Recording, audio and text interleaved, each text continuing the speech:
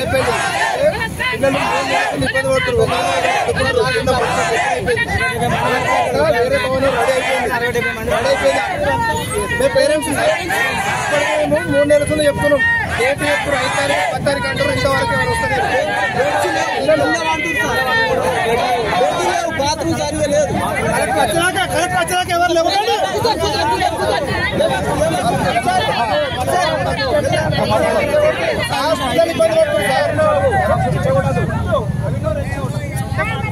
మాట్లాడుతున్నా సార్. నేను ఒక్కడే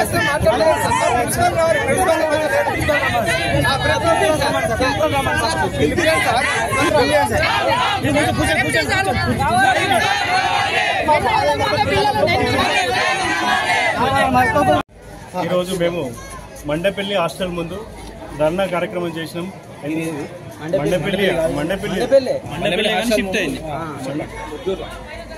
మండపల్లిలో నిర్వహించే హాస్టల్ పెద్దూరు నందు ఇక్కడ నిర్వహిస్తున్నారు ఈ బిల్డింగ్ లో. అయితే ఈ బిల్డింగ్ లో హాస్టల్ వసతులు సరిగా లేవు. పోయిన సంవత్సరం నుంచి మా పిల్లలకి చాలా ఇబ్బందులు అయితే మేము కలెక్టర్ గారి దృష్టికి 2 సార్లు వినతి పత్రాలు అందించాం. భవనాన్ని మారుస్తాం అనుకుంటూ కాలయాపన చేస్తారు తప్ప ఒక్కొక్క బిల్డింగ్ లో ఒక్కొక్క రూమ్ లో క్లాస్ రూమ్ లో 60 నుంచి 70 మందిని పిల్లలు పడుకోబెట్టి నానా ఇబ్బందులకు గురవుతారు.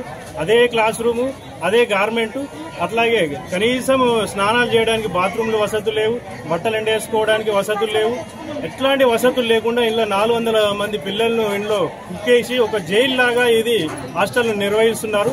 మేము ప్రిన్సిపల్ గారికి పదే విన్నపించుకున్న ప్రిన్సిపల్ గారు మా మీద దురుసుగా మాట్లాడి మమ్మల్ని మీరు కలెక్టర్ దగ్గరికి పోండి ఏదైనా ఉంటే నేనేం చేస్తా అనే ఉద్దేశంతో అట్లా మాట్లాడి మమ్మల్ని గేట్ బయటనే ఉంచి మాట్లాడతాడు తప్ప ఏనాడు కూడా గేట్ లోపలికి అలో చేయడు. అట్లాగే మా పిల్లల వసతుల గురించి మేము లోపలికి వస్తామంటే కూడా మాకు పర్మిషన్ కూడా ఇవ్వరు. ఈ భవనాన్ని మారుస్తామని గత 6 నెలల నుంచి మాకు చెప్తున్నారు తప్ప మారుస్తలేరు. అదే ఉద్దేశంతో ఈ రోజు పేరెంట్స్ అందరూ రోడ్డు మీద కూర్చొని ధర్నా కార్యక్రమం చేశారు. దయచేసి కలెక్టర్ గారికి చేతులు జోడించి విన్నపించుకుంటున్నాం. మా నూతనంగా భవనము అందుబాటులో ఉంది. దాన్ని ఒకసారి మీరు విజిట్ చేసి దానికి మార్పిడికి కావాల్సిన పర్మిషన్లు ఇప్పించాలని కోరుచున్నాం. నమస్కారం. మండపల్లి హాస్టల్ అని పెద్దూరులో నిర్వహించడం జరిగింది. ఇదే హాస్టల్. ఆ హాస్టల్లో పిల్లలు నానా ఇబ్బందులు పడుతున్నారు. నానా ఇబ్బందులు అంటే మరీ ఘోరం. తారు రోడ్ అన్న డాంబర్ రోడ్ అన్న మంచిగా ఉన్నది అని కింద చూస్తే సిమెంట్ అంటుతున్నది పిల్లలకి. అంత ఘోరంగా ఉన్నాయి. ఒక్క రూమ్లో 60-70 మంది పడుకుంటున్నారు.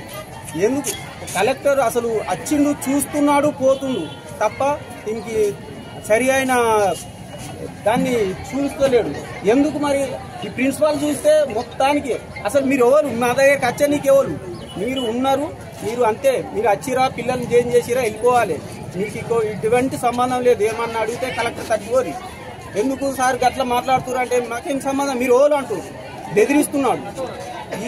ఈ ప్రిన్సిపాల్ను కూడా కొంచెం తీసేయాలి. ఈయన కరెక్ట్ లేడు. సమస్య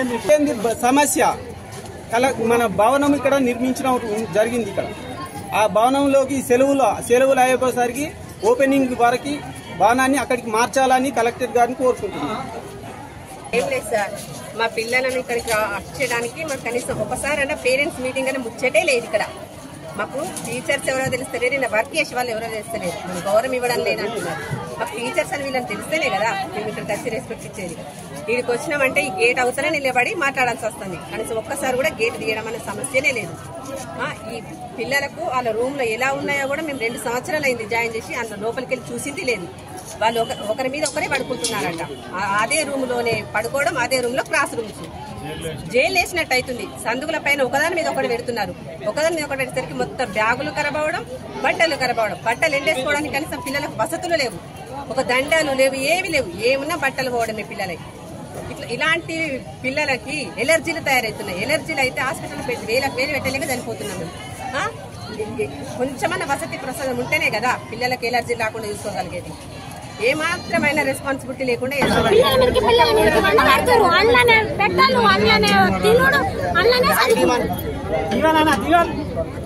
మీ కొడుకున్నాడు అదే మా కొడుకున్నాడు ఎన్నో తరగతి చదువుతున్నాడు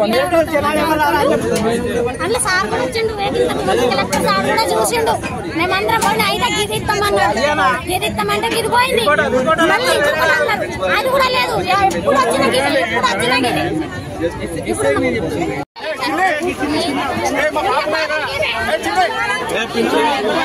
సార్లని చేద్దాం మనం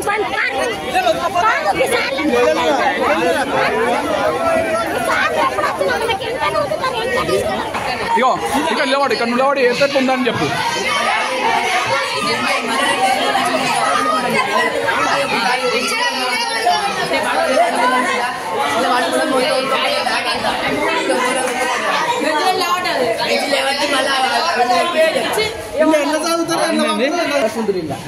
వాళ్ళు మొత్తం అదే దారిమేటి టెన్త్ క్లాస్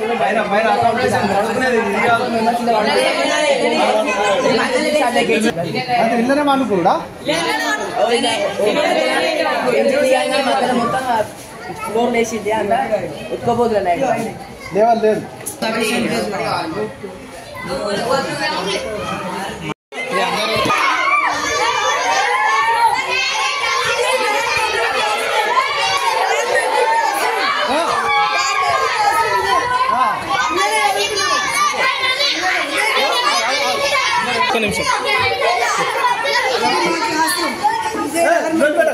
ఇందులోనే ఉంటాం.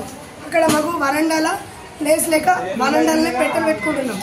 ఇక్కడ చుట్టుపక్కల పెట్టెలు ఇందులోనే కూర్చుంటాం, ఇందులోనే పడుకుంటాం. లివింగ్ రూమ్ బయట పెట్టాలి ఇటు సైడ్ ఒకవేళ మిస్టేక్ లా రెండు ఇద్దరు ఒకటేసారి వచ్చిన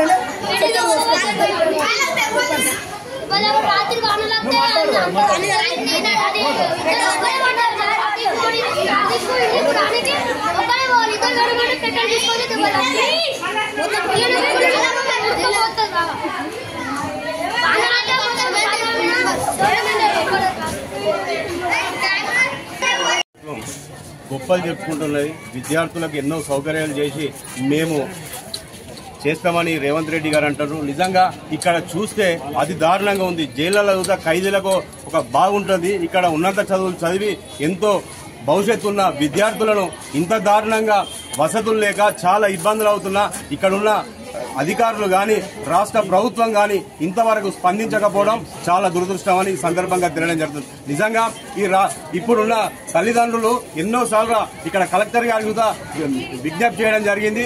వెంటనే ఇక్కడ నుంచి కొత్త భవనాలకు మార్చాలని ఎన్నోసార్లు విజ్ఞప్తి చేసినా ఇంతవరకు స్పందించకపోవడం చాలా దురదృష్టం. నిజంగా ఇక్కడ రాష్ట్ర ప్రభుత్వం ఎంత దారుణంగా తయారైందంటే గొప్పలు చెప్పుకుంటున్నాయి. విద్యార్థులను మేము ఎన్నో సౌకర్యాలు చేస్తున్నది. ఈ పరిస్థితి చూస్తే చాలా దారుణంగా ఉన్నది. విద్యార్థులు కాదు ఏది మన జైలు ఖైదీలు చూతా బాగుంటారు, కానీ ఒక్కొక్క దానిలో ఎట్లా ఒప్పుకుంటా మన పిల్లలను ఎట్లా అంటే ఒక్కొక్క బ్యాగులో కాకుండా అల్లనే స్నానాలు చేసి అల్లనే చదువుకున్న పరిస్థితి తీసుకొచ్చిన ఘనత అంటే ఈ కాంగ్రెస్ ప్రభుత్వం. నిజంగా సిగ్గుచేటు.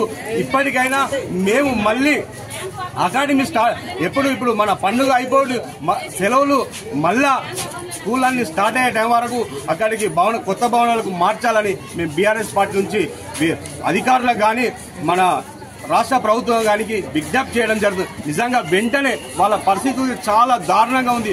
పేరెంట్స్ ను ఇక్కడ ఉన్న ఏది ప్రిన్సిపాల్ గారు పేరెంట్స్ ను పట్టించుకోకపోవడం, వాళ్ళను దురుసుగా ప్రవర్తిస్తున్న ప్రిన్సిపాల్ గారి పైన చర్యలు తీసుకోవాలని మేము బీఆర్ఎస్ పార్టీ పక్షాన డిమాండ్ చేయడం జరుగుతుంది.